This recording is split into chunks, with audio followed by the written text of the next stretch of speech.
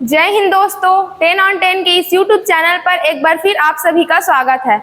हर दिन की तरह आज फिर गणित के कुछ इम्पोर्टेंट क्वेश्चंस लेकर आई हूँ जो एग्जाम के लिए बहुत ही इम्पोर्टेंट है। हमारे आने वाले जितने भी एग्जाम हैं, जैसे पुलिस का हो गया, अग्निवीर का, छात्रावास का, इन सभी के लिए ये सारे क्वेश्चन बहुत ही इम्पोर्टेंट हैं। तो चलिए आज का हमारा सेशन शुरू करते हैं।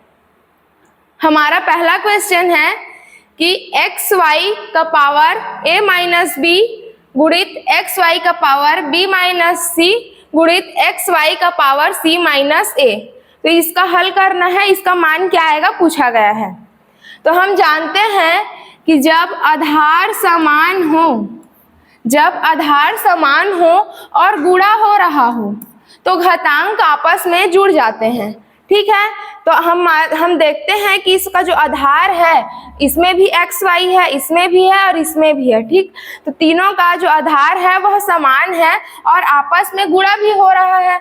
तो इसको हम कैसे लिख सकते हैं, एक्स वाई एक बार ही लिख दे रहे हैं और उसका जो है घातांक जुड़ जाता है। तो क्या है, a minus b plus b minus c plus c minus a. अब जो जो कट रहा है उसे कटा देते हैं।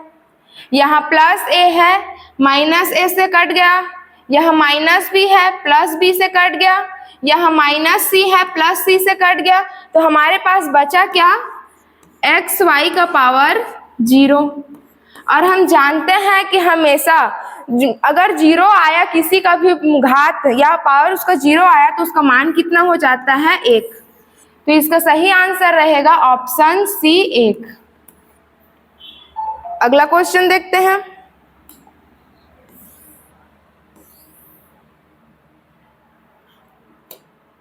भिन्न दिया गया है, उसको हल करने के लिए कहा गया है। इस तरह के भिन्न को वितत भिन्न कहा जाता है। वितत भिन्न या बिखरा हुआ भिन्न।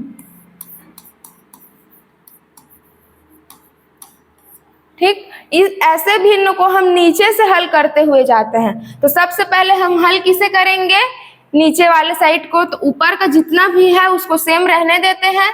तो क्या आ जाएगा, 1 प्लस 1 बट्टे, अब इतना का जो है, इतना के मान को पहले हम ले लेते हैं। तो क्या हो जाएगा, 2 दूने 4 और 1 5।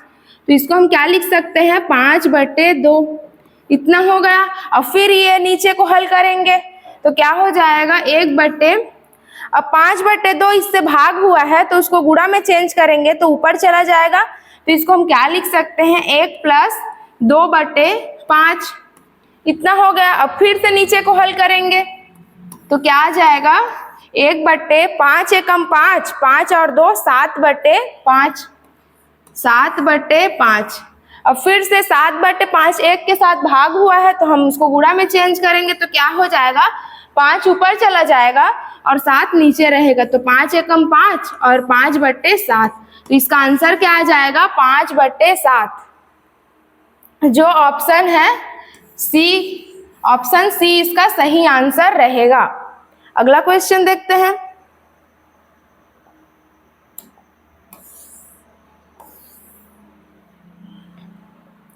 बोला गया है कि 2:3:4 का प्रतिलोमानुपात क्या होगा।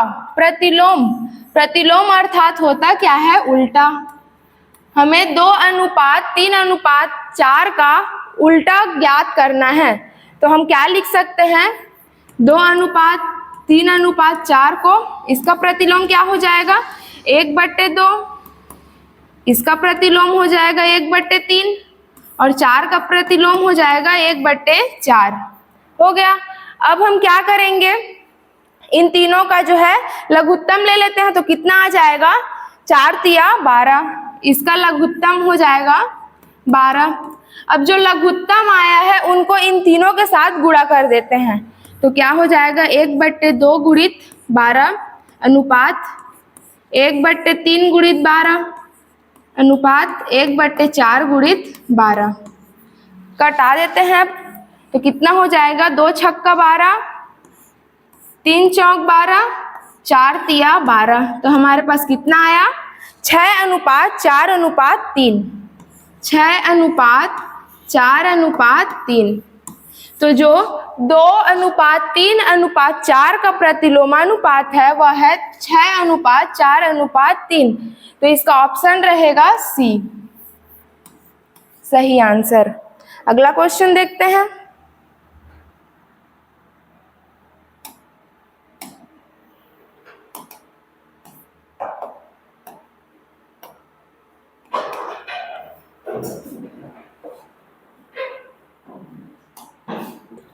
हमारा दूसरा क्वेश्चन है, बोला गया है कि राजू और मोहन की आयु का योग 45 वर्ष है। यदि अंतर 11 वर्ष हो तो दोनों की आयु क्या क्या होगी। राजू और मोहन की आयु का योग कितना दिया है, 45 वर्ष। तो लिख लेते हैं राजू प्लस मोहन, दोनों का योग कितना है, 45।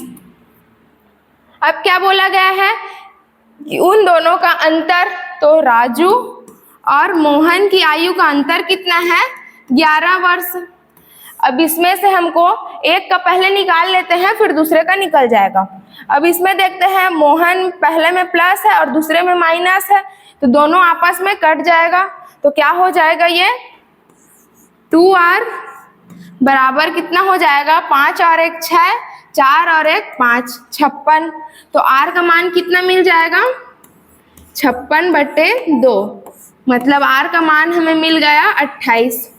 तो r मतलब है राम का उम्र हमें मिल गया 28 वर्ष। तो अब r के मान को हम किसी भी एक समीकरण में रख देते हैं, फिर मोहन की भी आयु मिल जाएगी। तो r प्लस m बराबर 45 है पहला समीकरण। तो उसमें हम राम जो r का मान है उसे रखते हैं। तो कितना है r का मान, 28 प्लस m बराबर 45। तो m बराबर कितना हो जाएगा, 45 माइनस 28। तो m का मान हमें कितना मिल गया,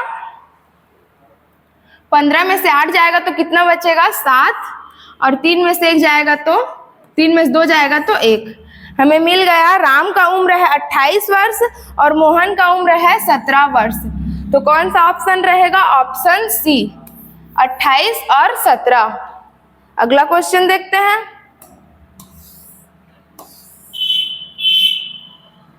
क्वेश्चन है, कोई धनराशि साधारण ब्याज पर किसी दर से 2 वर्ष में स्वयं की 11/10 गुनी हो जाती है, तो ब्याज की प्रतिशत वार्षिक दर क्या होगी। ठीक है, कोई भी जो धनराशि है वह साधारण ब्याज पर 2 वर्ष में खुद की 11/10 गुनी हो जाती है। अब खुद की मतलब क्या होगा, वह मूलधन की कितनी हो जाती है, 11/10 गुना।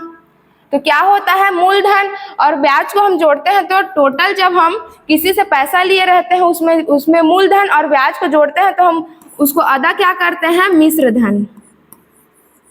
मिश्र धन बराबर हम लोग क्या मिल गया, मूलधन गुणित 11/10। अब इसको हल कर लेते हैं तो क्या हो जाएगा, मिश्र धन बटे मूलधन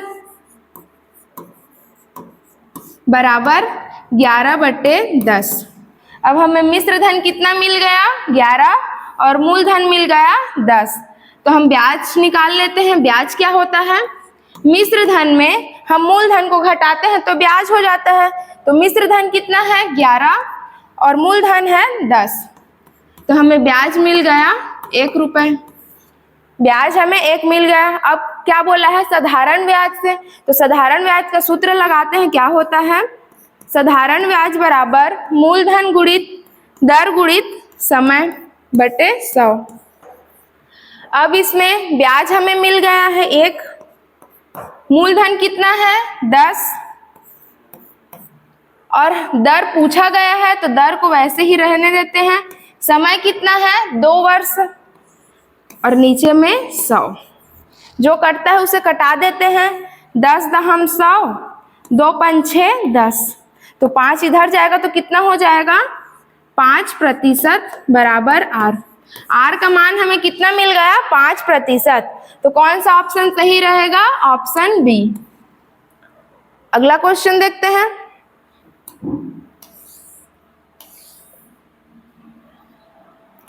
हमारा क्वेश्चन है कि 15 के 6 कलम खरीद कर 20 के 10 कलम बेच देता है तो लाभ या हानि प्रतिशत क्या होगी।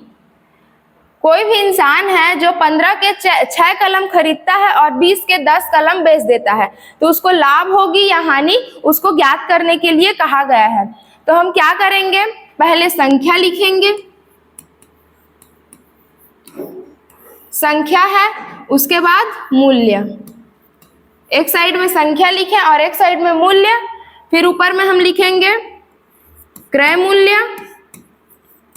और एक साइड में विक्रय मूल्य।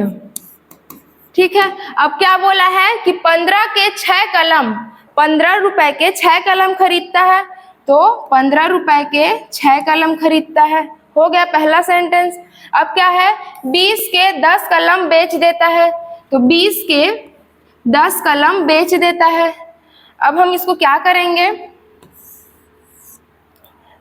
तिर्यक गुणा कराएंगे तो क्या हो जाएगा, 6 दूने 12, 120 माइनस 15 दहाम 150, और जो संख्या लास्ट में लिखते हैं उसी से हमको भाग देना रहता है तो क्या हो जाएगा 150। अब इसको घटाते हैं तो कितना मिल जाएगा, 15 में 12 जाएगा तो माइनस 30/150 तो कट जाएगा, और हमको प्रतिशत निकालना है तो इसको हम 100 से गुणा कर देते हैं। यहाँ से कट गया, अब क्या हो जाएगा, 3 एकम 3, 3 पंच 6 15, 5 एकम 5, 5 बीसम 100, तो हमें क्या मिल गया, -20%। ठीक है, अब माइनस है, इसका मतलब क्या है कि हानि हो रही है तभी उसका मान माइनस में आया है, तो इसका आंसर रहेगा कि 20%। 15 के 6 कलम खरीद कर 20 के 10 कलम बेचने पर 20% की हानि होती है, तो क्या हो जाएगा, ऑप्शन बी। अगला क्वेश्चन देखते हैं।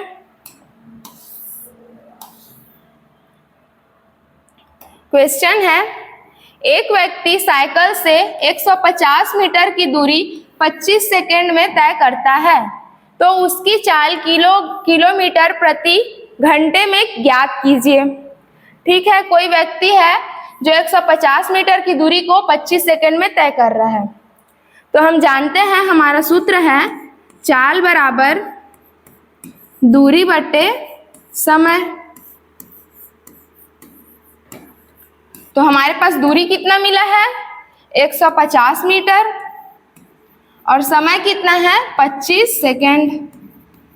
ठीक, तो इसको कटा देते हैं तो क्या आ जाएगा, 5 5 6 25, 5 3 15, 5 शून्य 0, फिर हो जाएगा 5 छक्का 30, तो आया कितना हमारे पास 6 मीटर प्रति सेकेंड, इतना आ गया। लेकिन क्वेश्चन में क्या बोला गया है कि चाल किलोमीटर प्रति घंटे में ज्ञात करना, और हमें मिला कितना है, मीटर प्रति सेकंड में।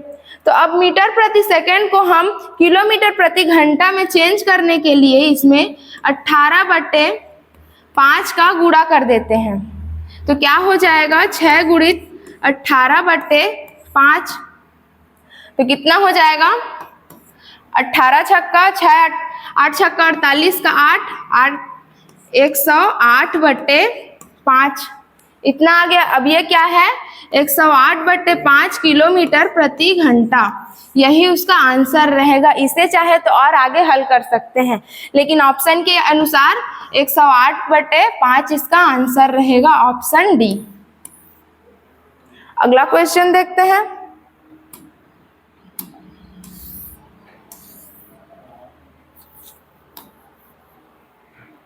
किसी आयताकार खेत जिसकी लंबाई और चौड़ाई क्रमशः 9 मीटर और 12 मीटर है तो उसमें रखे जा सकने वाले सबसे लंबे छड़ की लंबाई ज्ञात कीजिए। कोई आयताकार खेत है जिसका लंबाई कितना है, 9 मीटर, और चौड़ाई दिया गया है 12 मीटर, तो उसमें रखे जा सकने वाले छड़ की लंबाई, मतलब कि क्या पूछा गया है, उसमें विकर्ण। विकर्ण क्या हो जाएगा, आयत का विकर्ण बराबर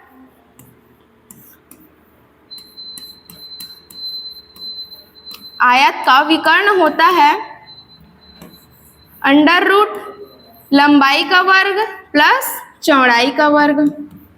अब कितना दिया है लंबाई, लंबाई दिया है 9, तो 9 का वर्ग प्लस चौड़ाई दिया है 12, तो कितना हो जाएगा 12 का वर्ग। तो 9 निया होता है 81 और 12 12 144, तो कितना हो जाएगा 144 और 81 को जोड़ेंगे तो हमारे पास होगा कितना 169। 9 निया 81 और 12 12 में 144, तो कितना हो जाएगा 169। तो 169 का मान कितना होता है 13, तो इसका आंसर आ जाएगा 13। सॉरी 144 और 81 को हम जोड़ते हैं तो कितना आता है 225 और रूट लगा हुआ है, तो 225 का मान कितना आता है 15, तो आंसर रहेगा 15 मीटर। ठीक है, ऑप्शन बी। अगला क्वेश्चन देखते हैं।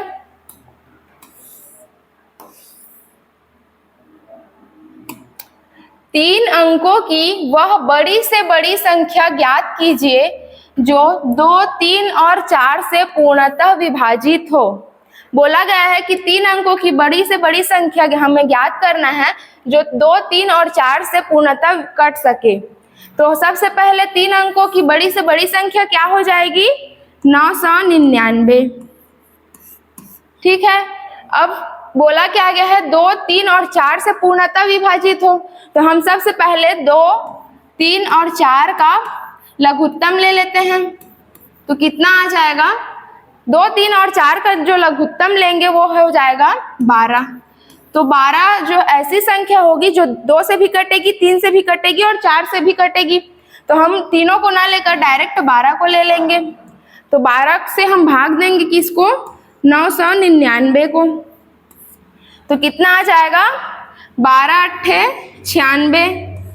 तो बचा कितना है 9 में से 6 जाएगा तो 3 और 9, तो 12 तिया 36, तो कितना आ जाएगा 3। हमारे पास शेष फल बचा कितना है 3। अब हम देखते हैं कि बोला गया है कि 3 अंकों की हमें ज्ञात करना है। अगर हम 999 में 3 को जोड़ेंगे तो वह 4 अंकों की हो जाएगी, इसीलिए हम 999 में 3 को घटा देते हैं, तो कितना आ जाएगा 996। तो 996 ही वो 3 अंकों की बड़ी से बड़ी संख्या है जो 2, 3 और 4 से पूर्णतः विभाजित होती है, तो इसका आंसर रहेगा ऑप्शन सी। अगला क्वेश्चन देखते हैं।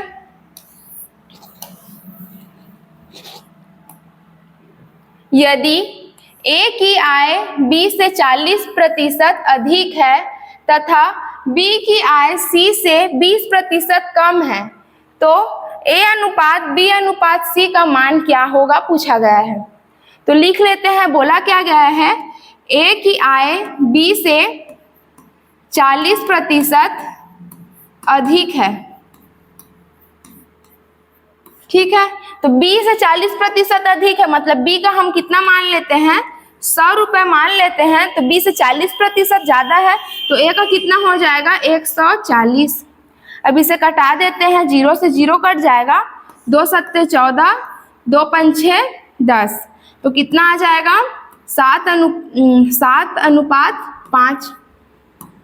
ठीक, अब क्या बोला है दूसरा सेंटेंस में B की आय C से 20% कम है। B की आय C से 20% कम है। ठीक, तो अगर C से 20% कम है बोला गया है, तो C का कितना रहेगा 100 रुपए है, तो इसका कितना हो जाएगा इससे 20% कम मतलब 80। अब इसको भी कटा लेते हैं, तो कितना हो जाएगा 2 चौक 8, 2 पंछे 10, तो कितना मिल गया 4 अनुपात 5 मिल गया इतना। अब क्या बोला है A अनुपात B अनुपात C का मान क्या होगा, तो लिख लेते हैं A अनुपात B अनुपात C। तो A अनुपात B का मान हमें कितना मिला था 7 अनुपात 5, तो हम A और B के जगह में लिख दिए 7 अनुपात 5। अब क्या बोला है B और C का कितना मिला है हमें 4 अनुपात 5, तो बी और सी के जगह में भी लिख देते हैं 4:5।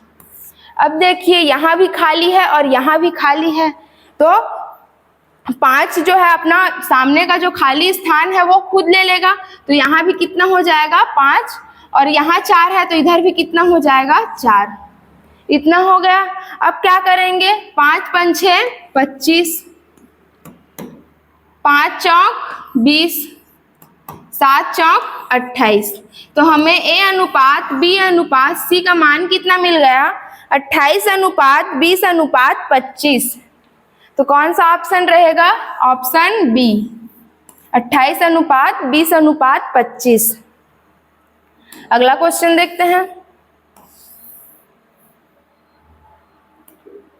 एक दुकानदार किसी वस्तु पर 1500 रुपए अंकित करता है और 15% छूट पर बेचता है, तो विक्रय मूल्य क्या होगा। अब 15% छूट पर बेचता है तो पहले छूट को निकाल लेते हैं हम। 15% है मतलब 100 में हम 15% को घटा देंगे तो कितना बचेगा, 85%। अब 85% अंकित मूल्य कितना है, 1500 रुपए। अब जो मिला है उससे हम 85% निकाल लेते हैं, अंकित मूल्य का 85%। कितना हो जाएगा, 2 जीरो से 2 जीरो कट जाएगा। अब क्या हो जाएगा, 15 5 6 75 की 5 हासिल 7, 15 8 120 और 7 127। तो कितना आ जाएगा, 1275 रुपए। तो कौन सा ऑप्शन सही रहेगा, ऑप्शन सी, 1275 रुपए। अगला क्वेश्चन देखते हैं।